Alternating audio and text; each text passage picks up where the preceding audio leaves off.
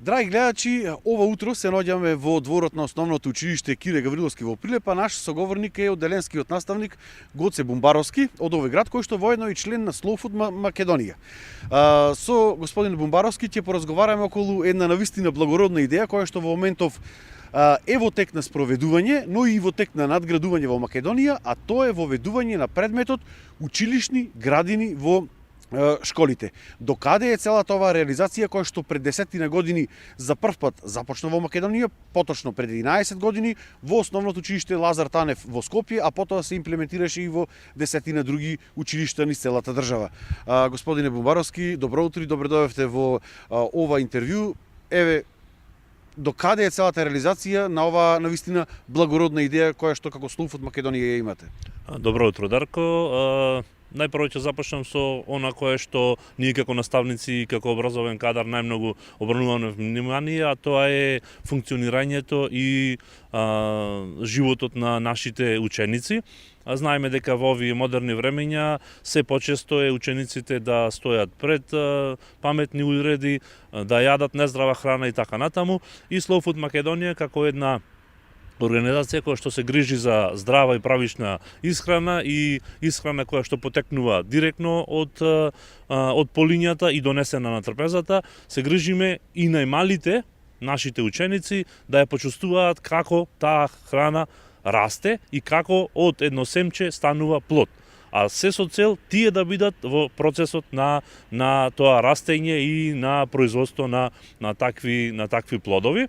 И како што и самиот напомена, училишните градини како физички обстојуваат во Македонија повеќе од 11 години во неколку училишта во низ државата. Ние во Прилеп имаме во 4 училишта иницијатива за оформување на училишни градини. Тоа е едниот дел, а вториот дел е изборен предмет градинарство за пониските одделенија и изборен предмет за поголемите одделенија кои што сега ќе се имплементира како идеја на Slow Food Македонија, која што ќе биде предложена пред Министерството за образование и пред Бирото за развој на образование.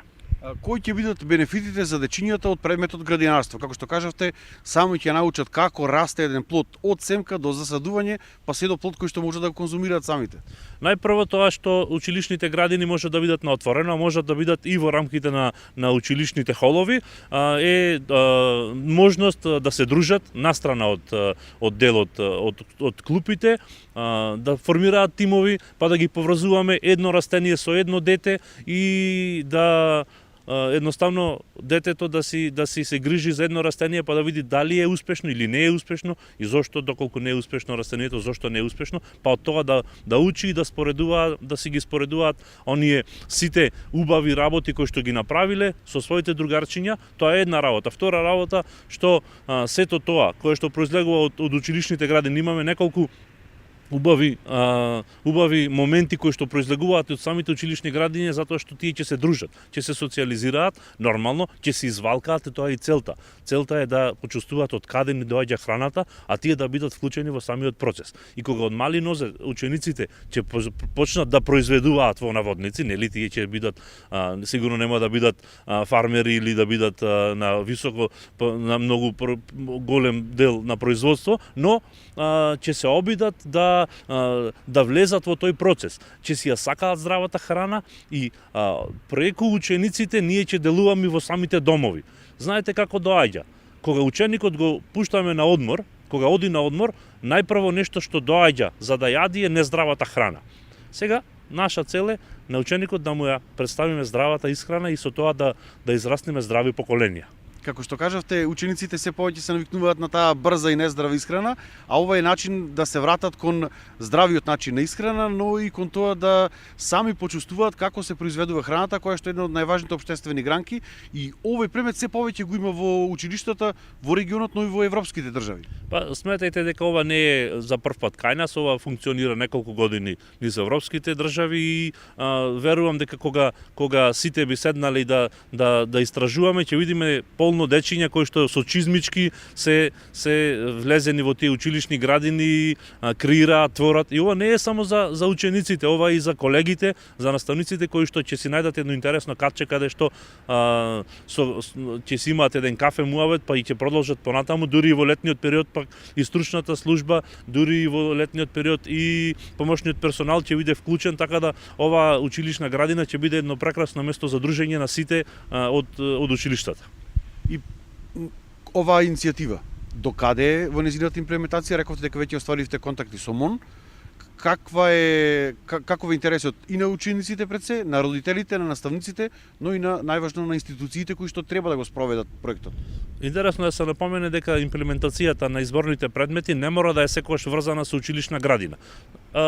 Најинтересни и најдобри и најмногу предизвици има во училиштата кои што се во урбани средини каде што реално нема можност за училишна градина, но баш тоа е предизвикот. Кога имате такво училиште, не мора да има заземјани површини. Ние се наоѓаме сега во дворот на училиштето Кире Гавриловски кој што има заземјани површини, зелени површини и лесно е да се имплементира овој проект, но замислете например во моето училиште во Кочораци нема заземјани површини и тоа е баш предизвик за да се направи една училишна градина. Она кое што досега го имаме направено е контактот со Министерството за образование и наука и следи средба со министерката и сите овие наши идеи да ги предложиме за да видиме повратна информација, нели, доколку е успешно, затоа што предметот градинарство е успешен, функционира.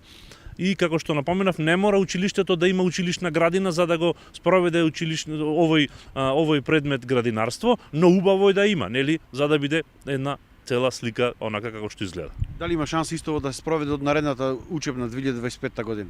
Тоа не зависи само од Slow Food Македонија, тоа зависи од повеќе фактори. Јас би сакал да се спроведува и тоа да биде една насока сите училишта да имаат училишна градина, без разлика дали се наоѓаат во урбани или во рурални средини.